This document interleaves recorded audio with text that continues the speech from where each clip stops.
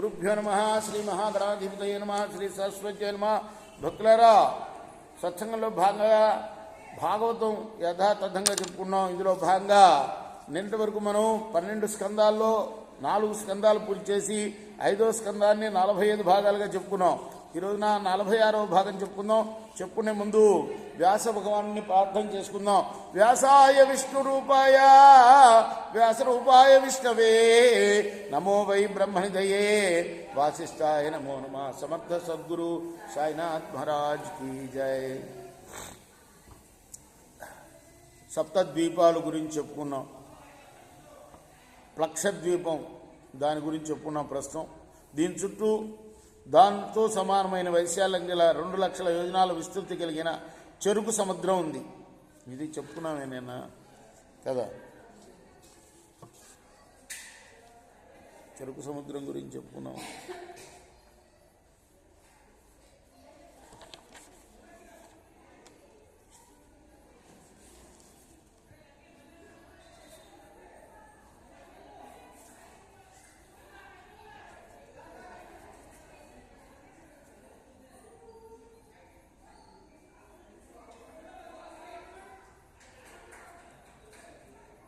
నరేంద్ర ప్లక్షద్వీపం అయిపోయింది. క్రౌంచ ద్వీపం చెప్పుకోవాలి. క్రౌంచ ద్వీపానికి అధిపతి ప్రియవ్రతుని కుమారుడైన ఘృతపృష్ఠుడు. అతనికి 7 కొడుకులు. వారే అమోదుడు, మధువుడు, మేఘపృష్ఠుడు, సుధాముడు, ఋషిజుడు, లోహితార్థుడు, వనస్పతి అనేవాళ్ళు.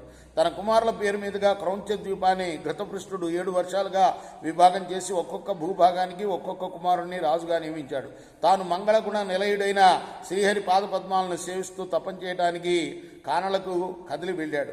ఆ క్రౌంచ ద్వీపంలోని 7 వర్షాల్లో శుక్లం, వర్ధమానం, భోజనం, ఉపపర్కణం, ఆనందం, నందనం, సర్వతోభద్రం అని 7 కొండలుగా వరుసగా అభయ, అమృతోగ, ఆర్యక, తీర్థపతి, తృప్తిరూప, పవిత్రవతి, శుక్ల అని 7 నదులు. అంటే ఒక్కొక్క ద్వీపంలో దానికి పర్వతాలు 7 పర్వతాలు, 7 నదులు ఇలా అన్నమాట.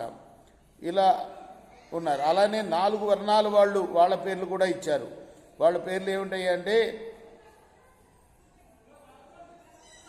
గురువులు, ఋషభులు, ద్రవిణకులు, దేవకులు. వీళ్ళు ఈ 4 వర్ణాల వారు జలాంజలు సమర్పిస్తూ వరుణదేవుడు అక్కడ దేవుడు అన్నమాట.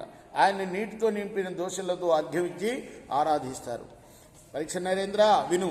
క్రౌంచ ద్వీపం చుట్టూ 16,000 యోజనాల విస్తృతిలో పాలసముద్రం ఉంది. క్రౌంచ ద్వీపానికి ఆవల శాఖ ద్వీపం ఉంది. టేకు చెట్టు శాఖ అంటే ప్రసిద్ధి పొందిన ద్వీపం ఇది. ఆ ద్వీపం 32 లక్షల యోజనాల విస్తృతి. ఆ ద్వీపంలో ఒక పెద్ద శాఖ అంటే ఒక టేకు వృక్షం ఉన్నది. దాని సుగంధం వల్ల ఆ ద్వీపం అంతా కూడా పరిమళవంతంగా ఉంటుంది. ఆ కారణంగానే ఆ ద్వీపానికి శాఖ ద్వీపం అనే పేరు వచ్చింది. ఆ ద్వీపానికి ప్రియవర్తన అందురుండే ప్రభు, ఆయన పేరు మేధాతిథి. మేధాతిథికి పురోజనుడు, మనోజనుడు, వేపమానుడు, ధూమ్రానీకుడు, చిత్రరథుడు, బహురూపుడు, విశ్వచారుడు అనే కొడుకులున్నారు. మేధాతిథి ఆ ద్వీపాన్ని 7 విభాగాలుగా వించాడు. వారికి వారి పేర్లతో ప్రసిద్ధాలైన శాఖ ద్వీపంలోని 7 భూభాగాలు పంచిచ్చి పట్టం కట్టి మేధాతిథి శ్రీహరి పాద చేస్తూ తపోవనానికి వెళ్ళిపోయాడు. ఆ ఖండాలకు ఏలికైన వారి పేర్లే ఆ వర్షాలకు వచ్చినాయి. ఆ 7 వర్షాల్లో క్రమంగా ఈశానం, గురుశృంగం, బలభద్రం, శతకేశనం, సహస్రశ్రోతం, దేవపాలం, మహానసం అనే సరిహద్దు పర్వతాలు, అనఘ, ఆయుద్ధ, ఉభయ సృష్టి, అపరాజిత, పంచపరి, సహస్రశ్రుతి, నిజధృత అని 7 నదులు ఉన్నాయి. ఆ ద్వీపవాసులైన ఋతువ్రతులు, సత్యవ్రతులు, దానవ్రతులు, అనువ్రతులు ఈ 4 వర్ణాలు ప్రసిద్ధికెక్కిన 4 వర్ణాలకు చెందిన ప్రజలు ఆ నదీ జలాలు సేవిస్తూ ప్రాణాయామం చేస్తూ రజోగుణ తమో గుణాలను నశింపజేసుకొని సమాధినిష్ఠులై వాయురూపుడైన అంటే వాయుదేవుణ్ణి, అన్నీ భగవంతుడి రూపాలే కదా, వాయుదేవుణ్ణి పూజిస్తారు. అక్కడ ఋతువ్రతులు, సత్యవ్రతులు, దానవ్రతులు, సువ్రతులు అనే 4 వర్ణాలు మళ్ళీ ఒకసారి చెప్తున్నారు అన్నమాట.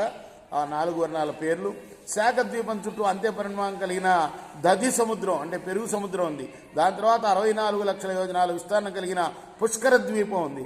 ఆ మహాద్వీపంలో 10,000 బంగారు రేకులు కలిగి బ్రహ్మదేవుని ఆసనమైన పద్మం ఉన్నది. పద్మమే ఆసనంగా గల బ్రహ్మదేవుని ఆసనం ఆ గొప్ప పద్మం. దానికి అగ్నిజ్వాలలాగా స్వచ్ఛమైన 10 కోట్ల రేకులు ఉన్నాయి. ఆ పుష్కర ద్వీపం నడుమ మానసోత్రం అనే పెద్ద పర్వతం ఉంది. తూర్పు పడమరలో గల వర్షాలు రెండింటికి ఆ మానసోత్తరం సరిహద్దు కొండ.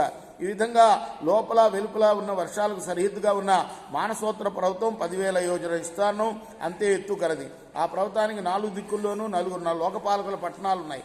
ఆ మానసోత్తర పర్వత శిఖరాన సంవత్సరాత్మకమైన సూర్య రథచక్రం తిరుగుతూ రాత్రింబగళ్ళు మేరుకు ప్రదక్షిణం చేస్తూ ఉంటుంది.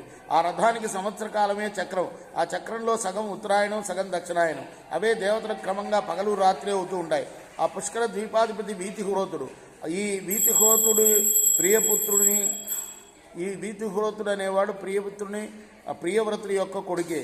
అతనికి రమణకుడు, దాతకుడు 2 కుమారులు. వీతిహోత్రుడు పృక్షద్వీపాన్ని 2 వర్షాలుగా విభజించి ఆ భూభాగాలకు తన కొడుకులను రాజులను చేశాడు.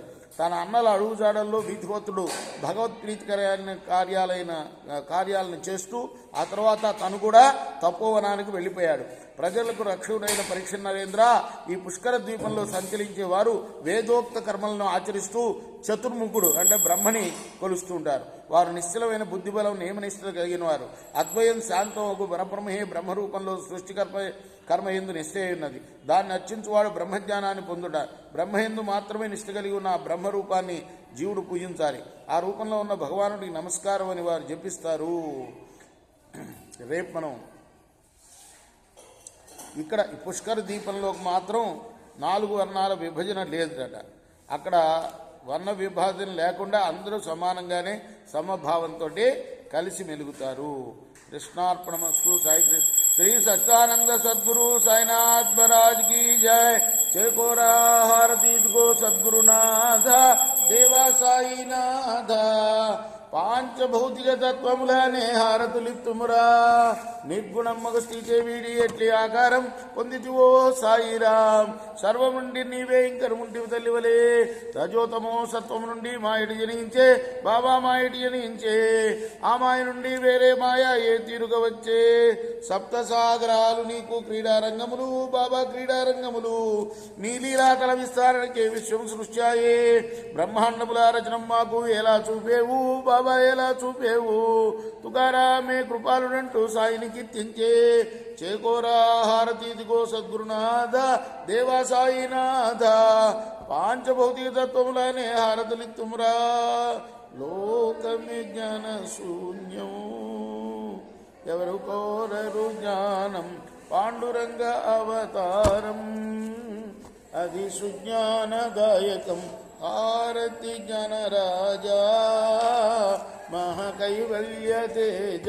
సేవిస్తు సజ్జనులే మదిని నీను చేరు. హారతి జనరాజా.